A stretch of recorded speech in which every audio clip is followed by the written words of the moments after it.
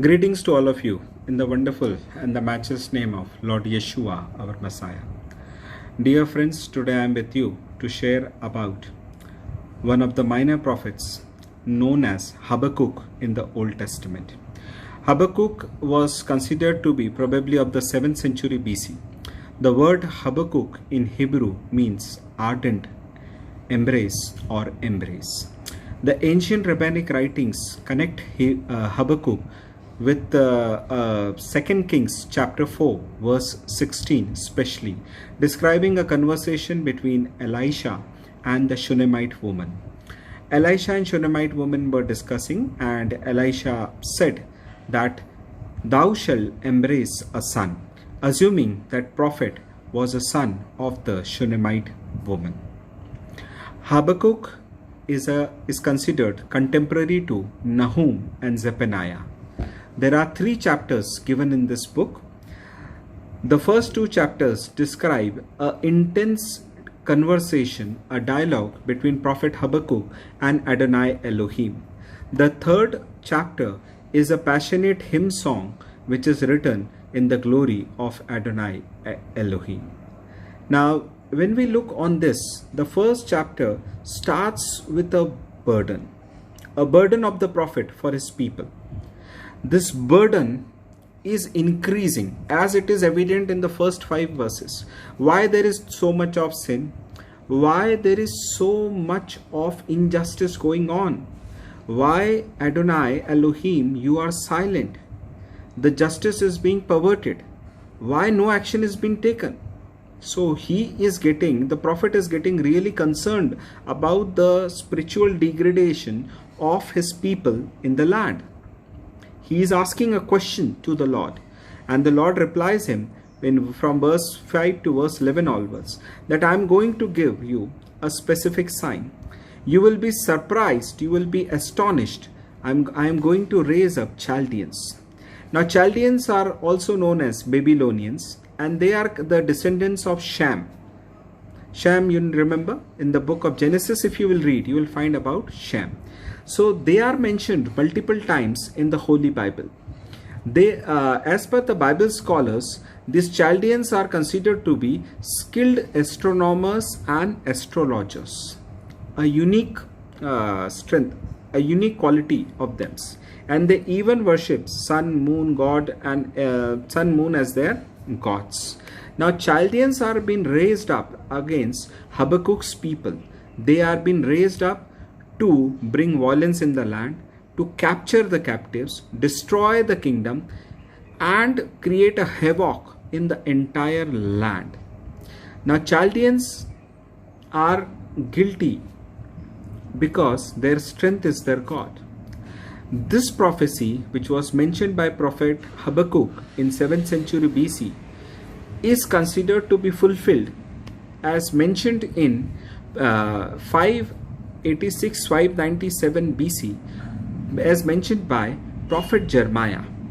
Prophet Jeremiah in chapter 52, during the reign of King Zedekiah in Jerusalem, explains very vividly the attack and the destruction of Jerusalem and the Jews in the land by the Chaldeans or the Babylonians.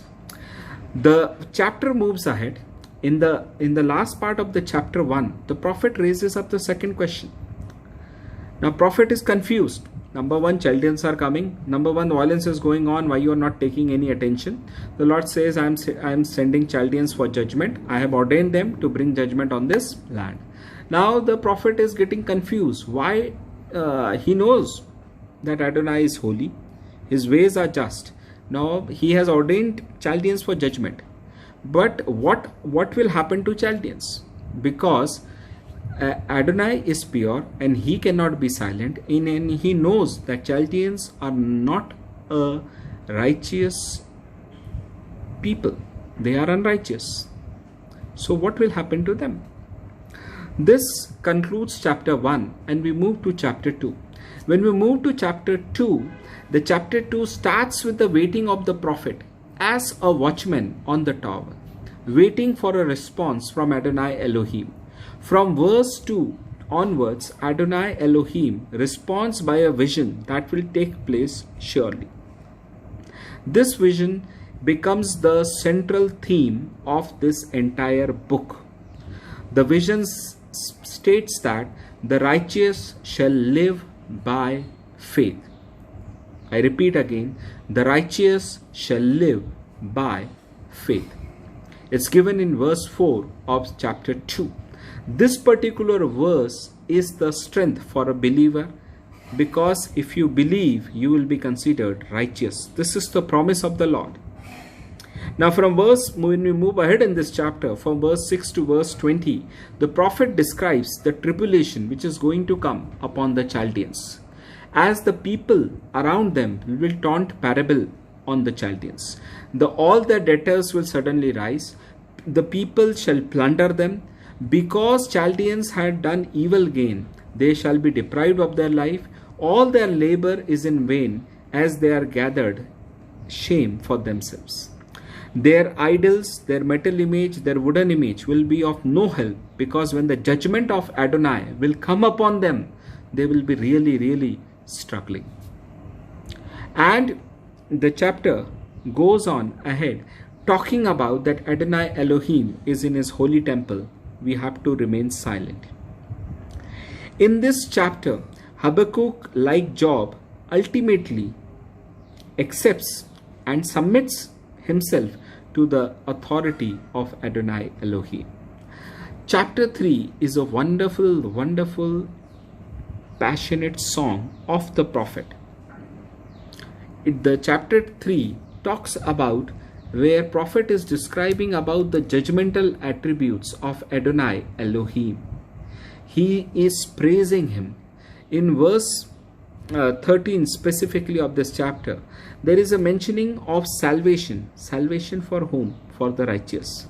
Because the righteous shall live by faith. And waiting in the presence of the Lord with fear and reverence. That is a very important aspect. We have to wait in the presence of the Lord with fear and reverence. The verse 16 of the chapter describes a day of distress which is bound to come and which is surely going to come upon the unrighteous in the entire world. This is going to happen. The concluding verses in verse 17 to verse 19, they describe about the joy in Adonai Elohim. Oh, what a marvelous joy. The words are so mesmerizing when you read those verses. I want to read it for you. It's very beautifully written. Though the fig tree does not blossom, and there is no yield on the vines, though the olive crop fail, and the fields produce no food, and the flock is cut off from the fold, and there is no cattle in the stalls, yet I will triumph in Adonai. Oh, what a wonderful description. Here he is describing that even though the circumstances around him are decaying, he is triumphing and rejoicing in Adonai of his salvation. I repeat, Adonai of his salvation. Who is Adonai of our salvation? Yeshua, our Messiah, is the Adonai of our salvation.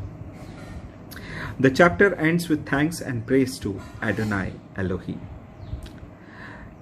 Now, in this book, these 3 chapters, the chapter 2, verse 4 is been very specifically quoted by Apostle Paul in his powerful gospel presentation described in Romans 1.